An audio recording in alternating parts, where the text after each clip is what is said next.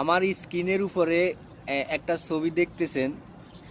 এটা হচ্ছে একটা হচ্ছে মির্জা আব্বাস আর একটা হচ্ছে ফয়সাল করিম। মির্জা আব্বাস হচ্ছে বিএনপি থেকে ঢাকা ৮ আসনে সংসদ সদস্য নির্বাচন উনি প্রার্থী। আর ওনার ক্যান্ডিডেট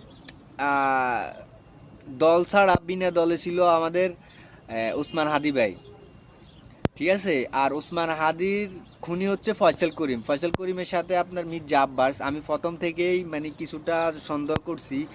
আর এখন যখন এই ছবিটা আমি দেখছি তখন আমার মোটামুটি কিছুটা পুরাপুরি সন্দেহ হইতেছে যে এই আমাদের ওসমান হাদি ভাইয়ের খুনের সাথে মির্জা আব্বাস যথেষ্ট পরিমাণ মির্জা আব্বাসের হাত আছে।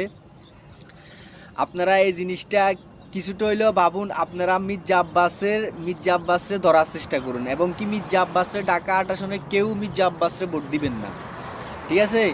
আপনারা যারা ঢাকাতে যারা বাংলাদেশে ওসমান হাদির খুনের ফাঁসির জন্য ওসমান হাদির বিচারের জন্য আন্দোলন করতেছেন, যারা মিছিল করতেছেন, তারা আপনাদেরকে অনুরোধ করব আপনারা এই বিষয়টা একটু বিবেচনা করেন। এটা আমার কাছে খটকা লাগছে, এটা আমার কাছে সন্দেহ লাগছে।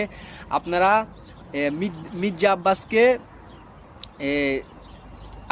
মির্জা আব্বাসকে ভোট দিবেন না এবং কি এই বিষয়ে আপনারা তদন্ত করুন। দেখবেন আপনারা ফুল ডিটেলস পেয়ে যাবেন। মির্জা আব্বাসকে ঢাকা ৮ আসনে কেউ তো ভোট দিবেন না এবং কি ওসমান হাদি ভাইয়ের খুনের পিছনে মির্জা আব্বাসের সত্যিকারের হাত আছে কিনা আপনারা এটা একটু তদন্ত করুন।